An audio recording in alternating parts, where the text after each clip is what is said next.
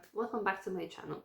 In today's video, I thought that we would do something a bit quick and a bit different, but this is, you already know by the title probably, this is a book that I got sent by my best friend once, and since then I was like, oh yeah, I do have to add it to my TBR and read it at some point. And recently I've been like browsing free old books. I found this book on a website, the Project Gutenberg. The book is The Yellow Wallpaper. What I know about this book is that it's some sort of a kind of a horror story or something. Charlotte Perkins Stetson. This is the cover of the book on the Project Gutenberg website. It's a book that was released in 1999 on the website, I guess. It's very, very short. It's got literally 29 pages, so that's like nothing, and it starts on page 4 because there's like, you know, the cover and stuff like that. So it's super, super short, should be quick to read, and I really just want to see what I'm gonna think about this, because I remember that my best friend sent it to me, and I think it was someone's reel or something. Like, I have to find it. A few days ago I made a video about what people thought were the scariest books of all time, and the #1 answer by and large was The Yellow Wallpaper, so I picked up a copy. I found this cool copy. I read it yesterday, and I just wanted to make a quick video to say that it was actually really creepy. I was creeped. Definitely one of the creepiest books I've ever read. Without giving too much away, it's about a husband and a wife. The husband is a doctor. The wife is suffering from some illness. We aren't sure what that illness is right off the bat. They go to this country home, and the husband recommends that the wife just stay in this room with this gross yellow wallpaper until she's better. The wife becomes slowly obsessed with this yellow wallpaper, and I don't want to give anything more away because I just think you should read it. It's a short story, and it will creep you out. I did just want to say, I didn't know this at first, but Charlotte Perkins Gilman wrote this as like a feminist viewpoint as to what the role of a woman was in a traditional marriage, which made it like even creepier and like way more sad. This was written in the late 1800s. Women's rights weren't what they are today, which unfortunately isn't saying a lot, but yeah, I would just read it. A few days ago I made Oh my god, this comment as well. Oh my god, that's a spoiler, but oh dear lord. So, as you could just see, I found the reel. I didn't find the message that like the reel came with because I was just searching through the things that we sent, and we sent each other a lot of stuff. So it was hard to find in the first place. I actually found it on the story graph because I added it to my TBR on there. And what this says, it's actually like, it says that it's Charlotte Perkins Gilman. So I don't know what's that about, but this version that's here that I added on my story graph is actually with an afterword by Elaine R. Hedges. But what this says is, The Yellow Wallpaper by Charlotte Perkins Gilman is a good fit for those interested in exploring the themes of mental health, gender roles, and the oppression of women, all wrapped up in a haunting and atmospheric narrative. And I think that's exactly why my best friend sent it to me, because she knows that I really like horror. So I was really intrigued when I saw that, and I added it to my TBR like right away. And I think she sent it to me like last year, I believe. And the description: first published in 1892, The Yellow Wallpaper is written as the secret journal of a woman who, failing to relish the joys of marriage and motherhood, is sentenced to a country rest cure. Though she longs to write, her husband and doctor forbid it, prescribing instead complete passivity. Narrated with superb psychological and dramatic precision, the short but powerful masterpiece has the heroine create a reality of her own within the hypnotic pattern of the faded yellow wallpaper of her bedroom, a pattern that comes to symbolize her own imprisonment. Wow, that's kind of crazy. I did not remember that. I don't know if I've even read the description of this book at any point. Wow, that's crazy.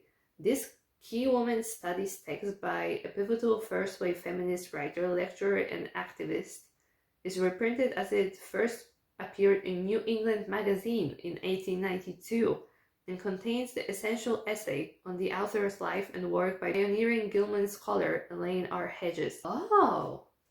So that's what that is. That is so cool. That's very cool. So I'm guessing that this is 29 pages here for me because of the format that I chose for my e-reader. I'm using an app called Read Era, and it's available on Play Store. I'm pretty sure that it's probably also going to be on the Apple Store, but you would have to double check that. I use Google Play, so it's there. I use the free version and it's like completely fine. There's so many things that you can do on there. You can highlight, you can like search by authors, you can make collections, you can add series and stuff like that. It's so good, honestly. And the pro version basically like gives you a little bit more perks. Like for example, you can have colorful highlighting and stuff like that, but I don't really like mind having it just gray. There's like a lot more things that you can do. But even on the free version, you can like add comments, you can add bookmarks and stuff like that. So it's very cool, and I would recommend it if you're looking for an e-reader but don't have a Kindle. So many languages, and there are still like languages being added as we speak. So yeah, that's very cool. So that's what we're gonna do today. We're gonna dive into this book and see what this is all about, see what I can get from it by just reading it once, and if I'm gonna understand it, if I'm gonna the themes and stuff like that. We'll see. I don't know. We're gonna find out together. Also, this is a cat's work. A cat like scratched me so bad that I was like actually a little bit worried. But it's fine. Like this is so much better today than it was like yesterday in the afternoon. Like it was crazy how this cat got me. I was playing with him and he just scratched me by accident, obviously. But you know, that's what happens when you have a cat. It's not my cat, by the way, but like I was just playing with it, you know. Like he was bringing me his toy to play and it was just so cute. Oh, I just held on to the toy for too long. I'm gonna get to it. So this actually makes me a little bit worried, but I'm super excited to start this and see just how creepy this is. Please wish me luck, because I'm already a little scared because of what he said. And also, it is Charlotte Perkins Gilman, not Sin. So I don't know what's that about. Maybe she wrote it under a different name before. I don't know. I'm starting. Oh my god, wish me luck. I'm so scared now. No, I'm not. I'm fine. John laughs at me, of course, but one expects that in marriage. I'm sorry, what? This is the first page. And it's already saying that when your husband laughs at you, that's expected and normal in marriage. Like, it depends if you're laughing at jokes or if you're laughing at the person. But seeing how she wrote it about like a feministic view and stuff, this is not a positive laugh. Messed up.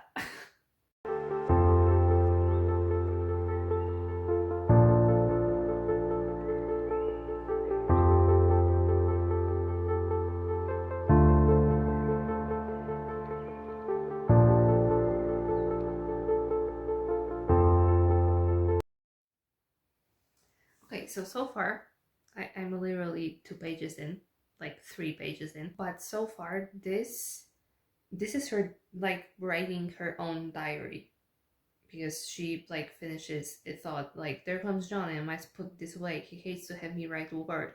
So she basically is writing this book slash diary to let out all these feelings that she's got that John doesn't allow her to show.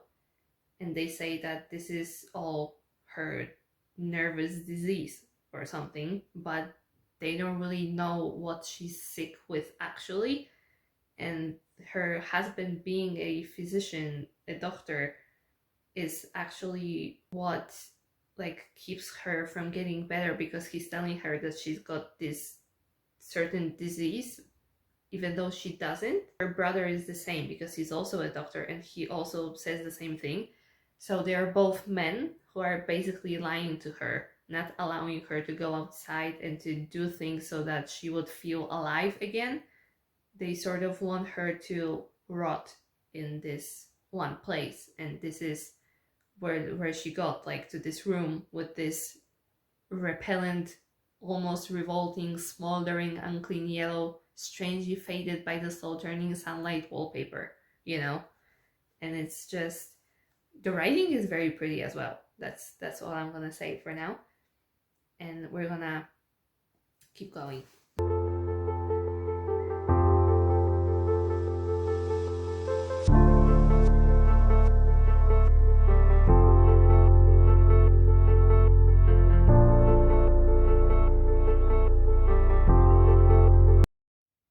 Basically gaslighting her. Like she wanted to go to a different room, and he told her that he would even go to the cellar for her, but he wouldn't repaper the room that she was in.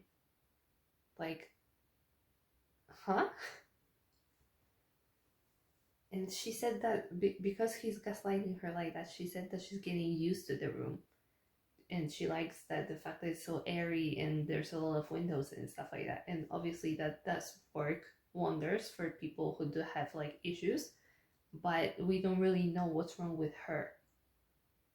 So she's being gaslighted into not only being sick in a way, but also into like her thinking that all of these things are actually helping her, when in reality those are the things that are keeping her from living, you know? So crazy.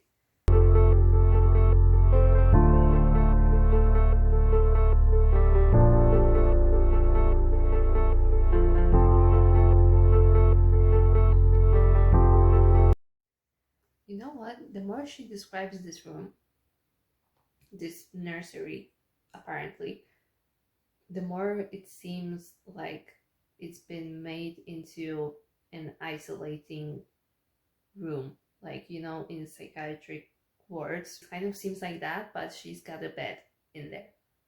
And the bed is all there is in this old nursery, apart from this stupid yellow, torn up, awful wallpaper.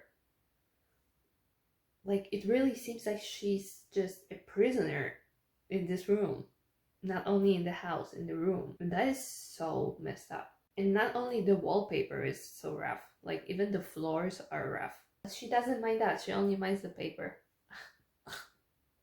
Girl.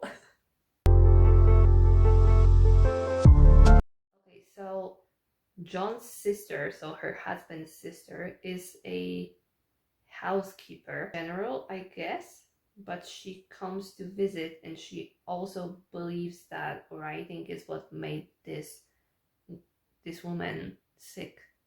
So I guess that, like, she's just got psychotic people around. She got into a family of some crazy people that made her sick.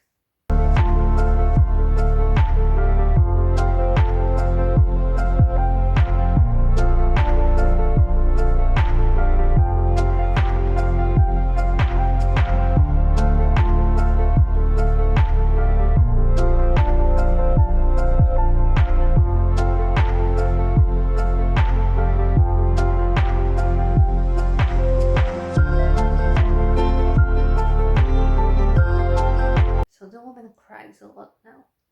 So it basically seems like all the isolation and all the things that they have told her that she's got this sickness is like actually making her depressed, in my eyes at least. Like, this wallpaper is all the entertainment that she's got left, you know? And that's insane.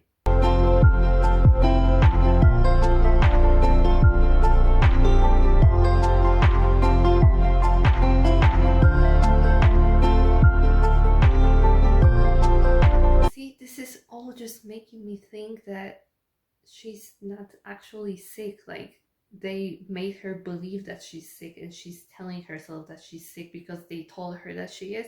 And now this dude, like her husband John, is saying that like no one but herself can help her out of it, that she must use her will and self-control and not let any silly fancies run away with her. But like, you're the one who made her sick in a way. You know, like, she was obviously like sick with something at the very beginning, but it's the fact that they didn't know what was wrong with her. Like, we don't know what was wrong with her, and they tell her that it was like this nervousness, but we don't really know. And the way that this is written, the way that she's talking about it, like I just feel like it's those people that made her believe that she's actually sick and she wasn't like really this badly ill. I don't know if I'm just like reading too much into this or not, but this isn't like, I don't know. Like I wouldn't say that she would be like this badly sick if they didn't make her believe that she is, because they told her that she is. You know what I mean? Like sometimes you're fine, but because you're thinking about it too much, you're like making yourself believe that you're not fine. You know what I mean? So it's just, yeah, like I'm getting weird vibes from this man, from this husband. Just now. Well, she's got a child, so I think that what she's probably had is like some sort of maybe postpartum depression, anxiety sort of thing. But like they made her believe that it's something much worse, and she's taking like medicine for it and stuff like that. I don't know. I don't know. It's just like my current thoughts. So now she's beginning to hallucinate things behind the wallpaper, which is interesting indeed. She's seeing a woman there. That's very creepy. But I'm not feeling like really creeped out just yet. I'm just more of like thinking that she's being led to believe that she's sick and she's actually fine, and it's really just all that I can think about. I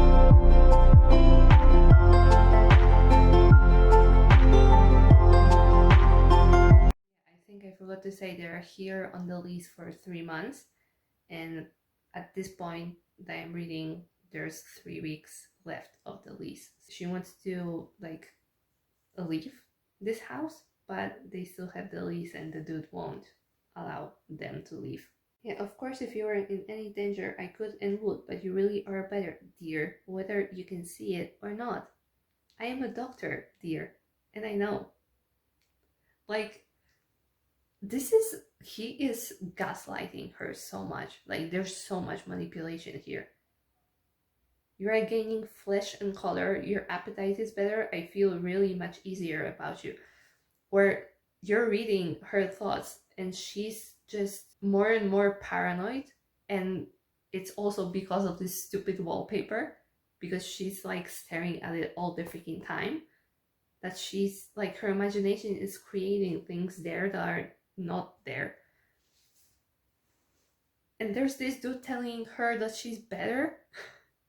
I mean, if she were to believe that she's better, like, she would definitely get better, because that's how it works. If you believe that sort of thing, you're gonna get better. But in her case, they made her sick. Now they want her to get better and believe that she is better, when she's being left in this room all the freaking time and she's staring at this wallpaper and losing her mind. You know? That is so weird. Like, I don't know. See, and every time that she would want to share her like mental issues, he would shut her down as well. This is so wrong. This is so bad. Like, I don't know, because like at this point this man is telling her that she's better, and she's like not believing the fact that she is. Like, she might be looking better, but she's not feeling better inside. It's just, it's so weird. I feel like I'm being manipulated, you know?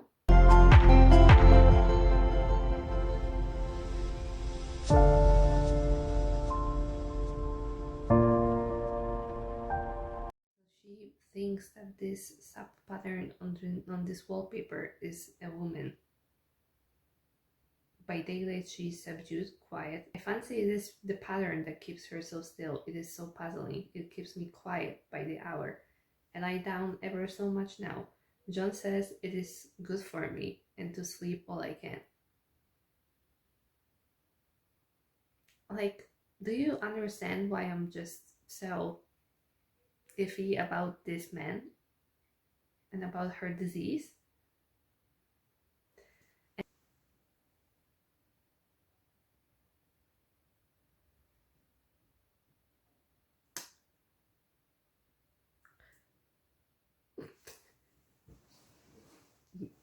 This book, what a short story. But like, huh? Oh my god, I finished it, right? It was actually like 19 pages. I don't know if every edition is this short, but this one on the Storygraph says it's like 64 pages. And I read like only 19. So I'm guessing that this is just because of the way that my e-reader is showing the stuff. This was so strange. There was a comment on that reel that said that in the end, the woman was, and this makes so much sense. The woman wasn't scraping off the wallpaper, she was scraping off her own skin. Crazy. Let me just check because I did highlight a few things, but only a few. This is like one of the quotes. The fact is, I am getting a little afraid of John. He seems very queer sometimes, and even Jenny has an inexplicable look. It strikes me occasionally, just a scientific hypothesis, that perhaps it is the paper.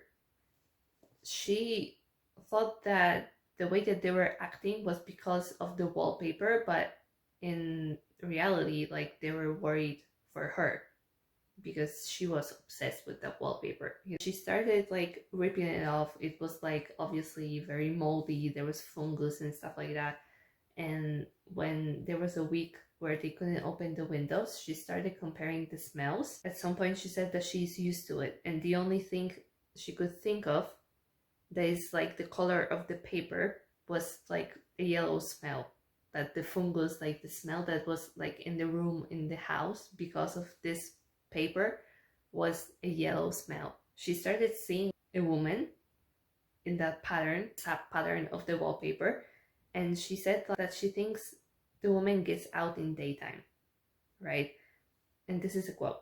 I'll tell you why, privately. I've seen her. I can see her out of every one of my windows. It is the same woman, I know, for she is always creeping, and most women do not creep by daylight. That is creepy in itself, because there was no woman. She was at this point of her mental illness that she created a woman creeping, right? But I think that by the end of the book, you kind of like have this feeling as if she was always the woman that was creeping, like that she was seeing like herself in that wallpaper in a way, you know? But see, like that wouldn't really make that much sense, because she said that she sees that like woman out her window creeping in all these different places. But at the same time, you don't really feel like you can believe her. So it might as well be her that is creeping in all those places, and she just wrote that it's someone else that she's seeing. I don't know, perhaps, but that was crazy. Like, for a short story, that's like kind of a thing to think about, because there's like a lot of themes here. It's very interesting that this is supposed to be a feminist story, because it feels like people around her like wanted her to believe that she's sick so badly that she actually got sick, and then they wanted her to believe that she's okay, but she was actually sick, and she was isolated. Her husband like was pretty manipulative, and he was gaslighting her all the time as well. It feels like family was doing the same thing. Her brother was doing that to her as well, because he was the doctor. But well, she was sick with something. It's just that I feel like they made her believe that she's sick with something that she wasn't sick with. But yeah, there's this one point where she writes, he asked me all sorts of questions too, and pretended to be very loving and kind. So she kind of started seeing this care of her husband for what it really was, like that maybe he was at the point that actually worried because she was actually getting sick by then and was like really, you know, mentally unwell. She was just like feeling like in that moment that he was pretending to be loving and kind, but maybe he was actually trying to be loving and kind through his words at this point. She says, I don't like to look out of the windows even. There are so many of those creeping women, and they creep so fast. I wonder if they all come out of that wallpaper as I did. See? Like, she started identifying with the thing that she saw in the wallpaper, because she said that the wallpaper in certain lights seems like it has bars. So she's basically like, this wallpaper is sort of like a prison, and she sees herself as being locked in that prison. Does that make sense? Like, am I reading into this too much, or is that like how I'm actually supposed to understand it? I hope that this is like the correct way to get it. I'm gonna read about this probably later a little bit. At the same time, like, kind of don't want to, because I feel like it's very fun to have your own opinion on a book and not study it the way that it was supposed to be studied, you know? Because I really like how you can interpret all these like books and stories for yourself. Continuing on, I suppose I shall have to get back behind the pattern when it comes night, and that is hard. It is so pleasant to be out in this great room and creep around as I please. So she started like really feeling like that woman that she was seeing in the wallpaper, because the woman that she was seeing in the wallpaper was herself. That room was like this sub pattern, and the outside was the wallpaper. Does that make sense? Because she's starting to say that like when it comes night, she's gonna have to get back behind the pattern, and that is hard because at night her husband is usually there.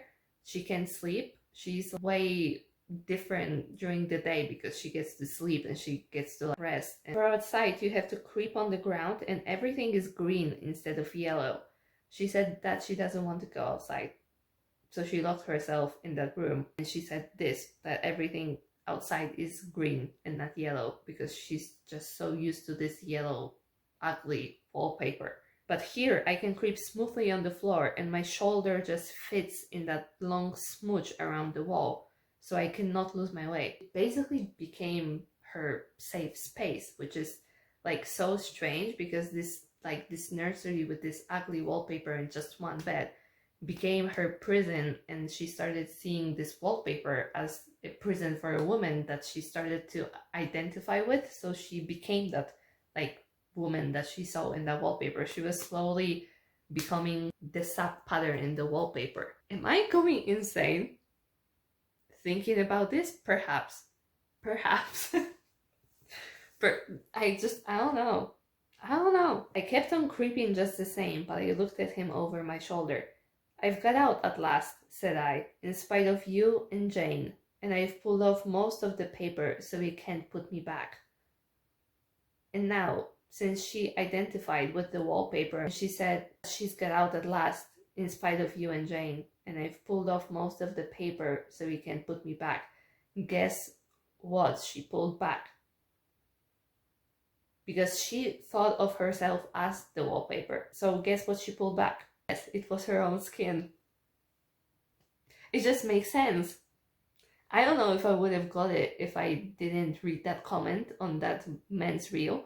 This is crazy. She didn't want to be locked anymore, but at the same time she wanted to creep in this one room. Like she wanted to creep around. I don't know. This is so insane. This book, as short as it is, it's really insane. I wouldn't say that it's like horror, as in it didn't make me scared or anything of that sort. It's kind of creepy. There's a lot of questionable things in here and like behaviors of the people, which I think I'm gonna check in a second, like what I was supposed to get from this, and we're gonna analyze that together. If I was wrong, because I probably was, but this is like my interpretation of after like just reading this. It was awesome, to be honest with you. This was a very cool experience for some reason. I like these old books and like the way that they are written, and especially when they are like a diary, because I love reading that sort of first person POV. So in the end, I'm gonna give it a 4-star. It's definitely not a 5-star for me, but it's a very, very strong 4-star. It was great. Also, the way that it ended, it said, now why should that man have fainted? Well, maybe because you ripped your own skin off, perhaps? But he did, and right across my path by the wall, so that I had to creep over him every time. I just see this freaking crawling woman on the ground creeping, you know, and she doesn't have any skin. That is a very, very disturbing image, and that's what's scary. That's the creepy part. This is, I already found it and I've seen just a little snippet, but this is study.com. I don't know. We're gonna see. What is the most important symbol in the yellow wallpaper? There are several imported symbols in the yellow wallpaper that rely on each other. Two of the main symbols are wallpaper, which is symbol of patriarchy.